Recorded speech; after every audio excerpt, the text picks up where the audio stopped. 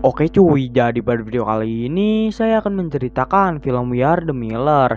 Film ini menceritakan tentang pengedar narkoba yang mempunyai utang kepada seseorang tapi tidak bisa membayarnya, dan ia ditugaskan untuk menyelundupkan narkoba dari Meksiko ke Amerika dengan cara membuat keluarga palsu.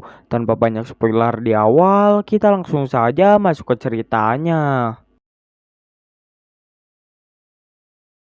Di awal film, kita diperlihatkan seseorang yang bernama David sedang menonton YouTube. Setelah itu, David menjual narkobanya kepada orang yang sudah memesannya. David juga memberi sedikit narkobanya kepada temannya. Scene berpindah kepada seseorang bernama Rose yang sedang bekerja sebagai penarikial. Di apartemen, Rose dan David bertemu. Ternyata David dan Rose tinggal satu apartemen dan bertetanggaan. Rose yang sedang mengobrol dengan David tentang tunjangan sewa apartemennya. Setelah selesai mengobrol dengan David, David dihampiri oleh Kenny, seorang bocil yang polos. Kenny melihat seseorang yang bernama Casey yang dicuri HP-nya. Kenny pun menolongnya, tapi ia malah dikeroyok balik. David yang tidak tega melihat Kenny dikeroyok, ia menolongnya, dan David sedang berbicara dengan preman itu. Kenny malah berkata David seorang penjual narkoba. David pun diminta untuk menyerahkan narkobanya, tapi David tidak mau dan lari. Casey pun mendapat HP-nya kembali. David yang terpojok, ia lompat, tapi ia malah kesakitan, dan para preman itu mendapatkan narkoba milik David dan uang milik David. David yang sedang berada di kafe, ia diteleponi terus oleh bosnya yang bernama Brad. Setelah selesai minum kopi, ia dibawa oleh om-om berotot ke tempat Brad. Brad menagih hutangnya karena David tidak bisa membayarnya. Brad memberikan pekerjaan kepada David, yaitu menyelundupkan narkoba.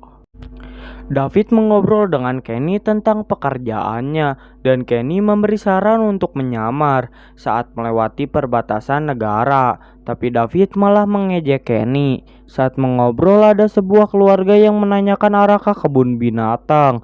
David pun mempunyai ide untuk membentuk keluarga palsu.